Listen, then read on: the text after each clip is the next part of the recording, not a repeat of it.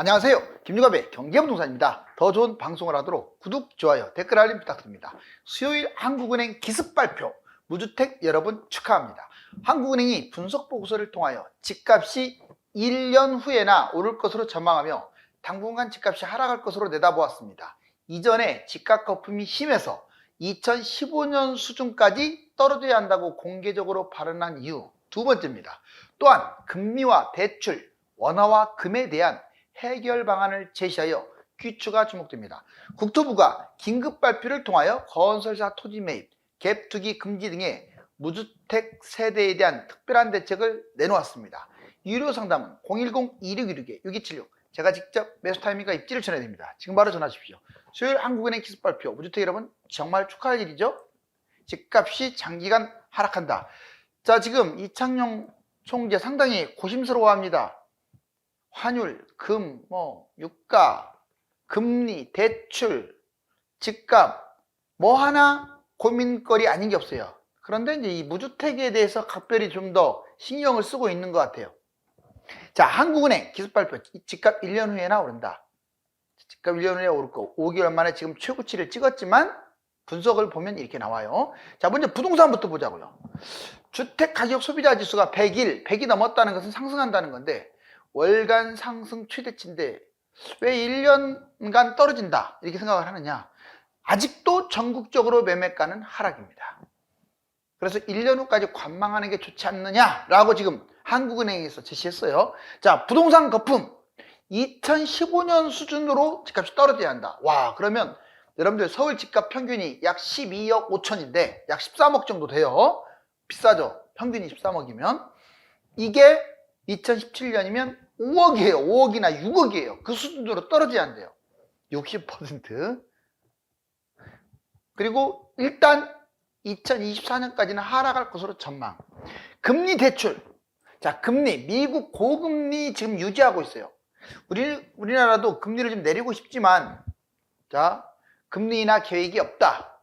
지나치게 또 빨리 내려가 버리면 집값이라든가 위험자산의 거품이 또 낄 수도 있잖아요. 그리고 미국과 동조하지 않으면 위험할 수 있어요. 유가, 전쟁으로 인해서 유가가 급등하고 있잖아요. 그래서 이게 지금 물가하고 관련돼서 금리를 좌우하고 있다. 대출, 스트레스 DSR, 시중은행 고금리 유지. 이번에는 달러와 금, 달러가 일시적 상승일 것이라고 예상을 합니다. 본인들이 지금 너무나 지금 달러를 제외한 모든 나라의 환율이 지금 난리예요, 난리. 환율 움직임이 너무 과도해가지고 지금 한국은행이 개입했다 인정을 하고 있어요. 개입해서 지금 개입 안 했으면 1400대 중반으로 날아갔겠죠. 개입을 했기 때문에 1300대 후반에서 지금 왔다 갔다 하는 거예요. 금, 각국 중앙은행이 지금 금을 엄청 사재기 합니다. 그런데 이 한국은행은 오판을 했어요. 한국은행이 왜 이렇게 오판을 했는지 좀 이해가 안 갑니다. 왜냐하면 상식적으로 금 같은 경우는 지금 달러, 저번에도 제가 미국 달러 거품이 지나치다고 했어요. 미국의 모든 것들이 거품이에요. 주식, 부동산, 미국은 정말 거품이 너무 많아요. 기축국가 하나. 그러면 달러가 이렇게 사실상 휴지 조각 같은 달러가 다른 나라 돈에 비해서 지금 거품이 심하다면 이 달러는 오래 못 가요. 그럼 대안이 금 아닙니까? 그럼 금 사재기라도 했어야죠. 다른 나라 지금 금 엄청나게 사재기 하는데 한국은행은 오판해가지고 별로 사재기를 안 했단 말이에요. 그러면 우리나라가 엄청 손해보는 거거든요. 한국은행은 도중에 매수하는 듯 하다가 중단. 자, 일단 주가, 과도한 주가 하락, 원화가치 하락, 개입 이런 것들은 적극적으로 개입해서 시장 경제가 자유롭게 좀 안정적으로 흘러가도록 하겠다. 한국은행 대출 금지시켰죠. 금리 인하 늦춘다. 이게 또 키포인트예요. 이렇게 되면 집값은 떨어질 가능성이 크죠. 한마디로 한국은행은 포커스를 무주택에 좀 많이 맞추는 것 같아요. 가계대출 증가세 우려, 당국 하는, 대출 규제 완화 중단 이렇게 아예 노골적으로 나왔는데 대출 금지, 가계대출 급증, 필요시 개인별 주담대까지도 금지시킨답니다. 지금 신용 점수 높은 사람들 어디까지 해서 점수 높아야 대출도 많이 나오거든요. 근데 여기서 끝나지 않고 주담대를 금지하는 방안도 지금 고려 중이에요. 왜? 심각하거든요. 가계대출. 대출 규제 완화 그 전 단계로 지금 DSR 예외 사항들, 스트레스 DSR, 적격 대출 이거 지금 중단했고, 여기 보면 DSR, 스트레스 DSR 가상금리 적용하고 있죠. 이번에는 대출 위험 수준, 민간 대출이 지금 6천조예요. 4대 은행 부실 대출이 2천억이 넘어가고 5대 은행 자영업 대출 연체만 1조입니다. PF 대출 위험 신호가 지금 감지돼서 이 PF 대출로 인해서 은행과 건설사가 지금 어떻게 될지도 모르는 상황. 이런 상황이기 때문에 대출 금지라는 말이 나올 만하죠. 대출 제한, 적극 협조, 스트레스 DSR, 금감원의 가상금리 1에서 3%, 실질적으로 3%가 넘어요. 이걸 적용하는 걸 적극적으로 지원하겠다. DSR 40% 이내 수준으로 하고 전세대출 등 예외도 축소시킨다라고 했는데 역시 적극적으로 한국은행은 금감원에서 하는 걸 도와주겠다. 왜? 대출 줄이는 거에 대해서 적극 찬성하는 거예요. 그 전에 너무 현 정부가 대출을 많이 해줬거든요. 가계부채 GDP 대비 80% 수준이 될 때까지, 지금은 100%가 넘잖아요. 자, 20% 더 줄여야 하겠네요. 그렇게 될 때까지 계속 제한을 하겠다. 이번에 무주택 여러분 축하합니다. 어떤 게? 지금 말씀드렸듯이 한국은행이 이 하고 있는 모션은 물론 무주택자의 포커스를 맞춘 건 아니지만 지금 거품이라든가 또는 여러 가지 어떤 제도적 이 부분에 대해서 집값을 조금 떨어뜨리려고 하는 그런 뉘앙스가 많습니다. 그리고 지금 이대로 간다면 당연히 집값이 하락하게 되면 무주택이 가장 큰 수혜를 입겠죠. 자, 최고 타이밍 때 매입할 수 있어요. 수익률 극대화. 청약 당첨에도 무주택자들이 유리합니다. 자꾸 그동안에 집값 뛴 것만 생각하면 안 돼요. 무주택의 장점을 좀 생각하자고요. 서울, 3기 신도시, 유망, 뭐 가점이 어떻게 되든지 간에 무주택이 더 유리한 건 사실이잖아요. 전세대출도 활용할 수가 있어요. 대출을 활용한 후에 본인은 전세 살면서 전세대출을 활용하면서 남은 돈으로 집을 살 수가 있어요. 갭투자로. 서울이나 상급지 얼마든지 매입할 수가 있습니다. 좀 자유로워요. 왜? 무주택이니까. 2년 보유로 비과세입니다. 지금 강남 3구하고 용산 빼고는 그냥 사놓고 2년만 지나면 세금 안 낸다고요. 금액에 맞게 투자 가능할 수도 있어요. 1억부터 뭐 재개발부터 그다음 아파트 뭐 10몇 억까지 본인의 돈에 딱 맞춤형 매입을 할 수가 있어요. 그런데 이제 무주택 선택 세 가지 한번 별표를 쳐볼게요. 무주택자분들은 매수, 청약, 추가 이 세 가지로 나눌 수가 있어요. 돈이 적은 분들은 이제 매수나 청약 쪽으로 하고 조금 여유가 있는 분들은 무주택자 하나로 끝나지 말고 추가. 먼저 입지. 웬만하면 서울이라고 했어요. 외곽을 잡더라도 서울이 좋아요. 요즘 이제 서울 외곽이 뭐 노도강 이런 데가 보면 오래된 아파트들이 많아서 재건축 때 추가 분담금 이런 문제로 지금 집값이 못 가는 거예요. 그렇지만 결국 저는 서울의 외곽도 새 아파트는 현재 10억 정도 하니까 25평 기준으로 10억 정도 해요. 그러면 나중에는 15억 이상으로 갈 것으로 보여져요. 그러면 얼마든지 경쟁력이 있어요. 추가 분담금 뭐 5억 내더라도 3억에서 5억 내더라도 보시면 서울과 경기 지방의 핵심, 서울은 전체 다 좋고 경기도나 지방은 핵심만 보세요. 매수를 하더라도 타이밍. 지금 한국은행은 한 1년 기다리라고 하고 있는데 제 생각은 이 핵심 지역을 잡는다면 서울 같은 데를 잡는다면 지금부터가 맞는 것 같아요. 뭐 지금 잡아라 당장 잡아라 이건 아니지만 계속 흐름을 보자 이거죠. 자, 유형 대단지 아파트 잡아야 돼요. 그 다음에 갭투자 비투자가 좋다. 청약 잘 보세요. 입지 당연히 서울에 특별한 고분양가 아니면 서울은 다 좋아요. 3기 신도시나 택지지구는 분양가 상한제가 적용돼서 좋아요. 다만 분양가를 판단하자. 청약 조건 60점 이상 릴레이식으로 청약을 하세요. 릴레이식으로 청약 조건 60점 이하 금매 우선해. 청약 차선. 자, 무슨 말이냐, 뭐 꼭 60점이라고 못 박을 수는 없어요. 그런데 50밖에 안 되고 40 몇인데도 끝까지 목숨을 거시는 분들이 있어. 청약에. 그런 분들은 타이밍 다 놓쳐요. 60도 좋은 곳은 당첨 안 돼요. 그러니까 뭐 꼭 구분을 하자면 60 넘은 분들은 상황을 보면서 청약 우선에 금매도 보고 60 이하 50점대나 뭐 그 밑에는 볼 것도 없고 자, 급매 우선의 청약을 이렇게 생각하시라고요.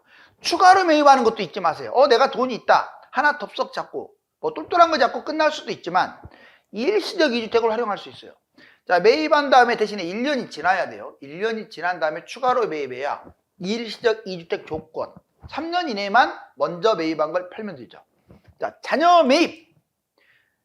본인이 하나 더 매입하면 1년 안에 2개를 매입하면 일시적 2주택이 안 되니까 자녀 앞으로 현금 증여를 해버리세요. 그래놓고 자녀 또는 직장 다니면 신용대출을 하라고 해서 1억이든 2억이든 갭투자 시키면 돼요. 집이라는 건 때가 될 때 잡아야지 이 타이밍 놓치면 아무것도 못합니다. 집값 뛰어버리면.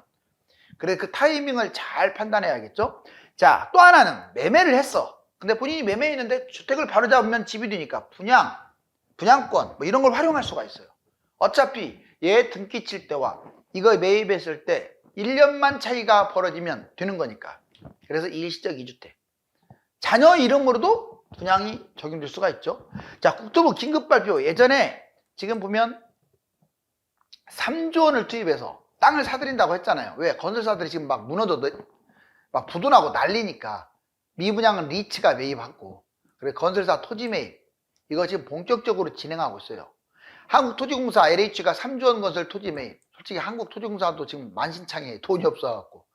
그렇지만 국가 예산에 좀 누가 해주겠어요? IMF 때 2.6조, 미국 발기 때 7천억 LH가 매입했는데 물론 돈 단위는 지금이 이제 인플레가 심하지만 그래도 3조 원 제일 압도적으로 많아요. 금융위기도 아닌데 그 수준의 토지를 매입. PF 4단계 회수가 의문 되는 단계인데 이걸 신설한답니다. 그래서 이금융권이 긴장해요. 왜냐? PF 4단계까지 나온 곳들은 사실상 곧바로 여기 보세요. 금융당국 4단계 사업장 곧바로 구조조정을 시켜버린대요. 거의 강제성이에요. 언제까지 국민 혈세로 은행이든 건설사든 막지 않겠다.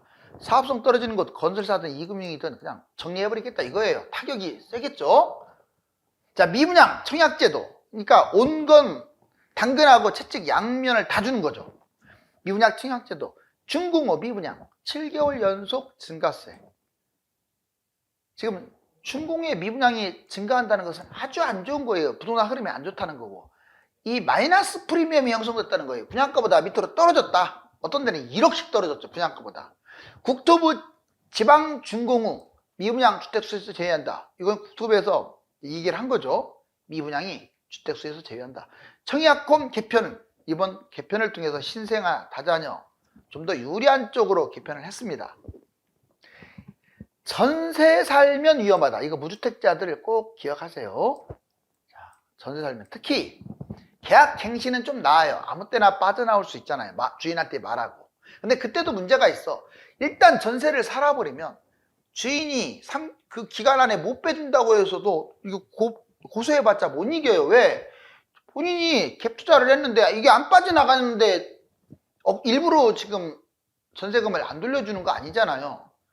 그래서 돈이 묶여가지고 집을 못 사는 경우도 많거든요. 그래서 설령 계약 갱신 때 아무 때나 빠져나올 수 있는 상황이라 할지라도 전세로 들어가는 것은 별로예요. 돈이 묶여버리면 그거 어떻게 할 수가 없거든요. 자, 여기 보세요. 그럼 이렇게 합니다. 먼저 전세로 들어가는 것은 무조건 안 좋아요. 다. 문제점. 전세금이 묶여서 벼락거지가 될 수도 있어요. 뭐 이 용어는 그렇게 좋아하지는 않는데 집값 그렇게 지금 비싼데 또 뛰느냐? 양극화로 뛸 수가 있어요. 얼마든지. 특히 서울 같은 데는 조심해야 돼요. 지금 밋밋하게 가는데 언제 또 날아갈지 몰라요. 필요할 때 집값 2년 이상 하락한다는 조건.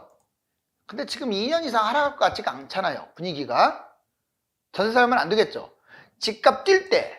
아무튼 또 이런 경우도 있어요. 내가 했는데 아직 전세가 6개월 남았어. 그러면 집값 막 뛰고 있어. 그러면 계약을 치고 대신에 잔금을 6개월이나 뭐 거의 1년이나 이렇게 늦춰야 돼요. 최대한대로. 그러면 되는 거예요. 항상 생각을 바꿔야 돼요.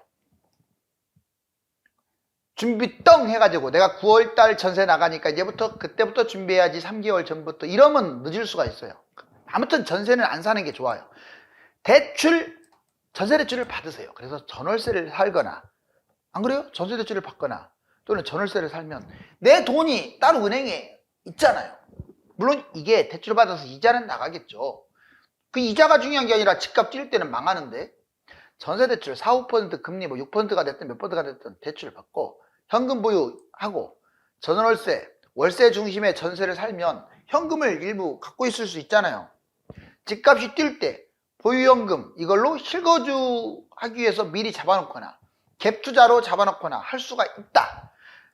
또한 현금 보유, 관망, 지금 부동산 변곡점 상황에서 이제 지켜보기, 현금이 아무튼 있어야 한다 이 말이죠. 매일 집값이 점진적으로 상승 추세일 경우는 막 뛴단 말이에요. 그래서 이제 지금 뭐 2차 폭락, 장기 하락, 총선 이렇게 봤는데, 총선 끝나고 현재 분위기는 서울은 상승, 경기, 지방, 인천은 하락, 이렇게 지금 보여지고 있어요. 양극화입니다. 이게 당장은 아닐지라도 양극화는 10년 내다 보면 엄청 벌어질 거예요. 한국은행 폭탄 발표. 결국 한국은행은요 2025년까지 집값 하락, 이번 발표는 24년까지 하락한다고 했어요. 1년 줄였죠. 근데 원래 발표는 25년까지. 주택경기, 실물경기 동반 하락할 것이다. 경기 침체 심각, 경제 성장률, 무역 수지도 별로 안 좋고, 주택경기 하락 3분기 후, 실물경기, GRDP 감소. 자, 그 다음에 2015년 수준 하락. 2015년 수준까지 집값이 내려간다. 와, 아까 제가 말씀드렸잖아요. 60% 폭락이 돼야 돼. 그러면 집값 소득 대비 2015년 수준이 적당하다. 2015년 수준, 쉽게 말해서 지금 13억 하는 서울 집값이 한 5억, 6억 해야 적당하다 이 말이죠. 출산율 0.75로 세계 217국 중 꼴찌예요. 1.6명대, 그래야 진입한다.